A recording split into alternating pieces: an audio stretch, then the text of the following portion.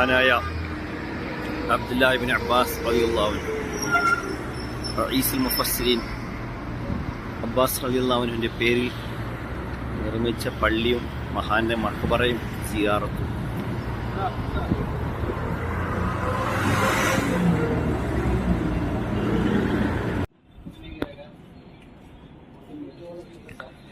മുത്ത് റസൂലുള്ളാഹി സ്വല്ലല്ലാഹു അലൈഹി വസല്ലം തങ്ങൾ ഹുദൈബിയയിൽ വെച്ച് ഹുദൈബിയ സന്ധി നടന്ന സ്ഥലത്ത് നിർമ്മിച്ച പള്ളി, അതുപോലെ തന്നെ നബി സല്ലല്ലാഹു അലൈഹി വസല്ലം തങ്ങളുടെ കയ്യിന്മേൽ ബൈഅത്ത് ചെയ്ത സഹാബിമാർ ബൈഅത്ത് ചെയ്ത സ്ഥലത്ത് നിർമ്മിച്ച പള്ളി.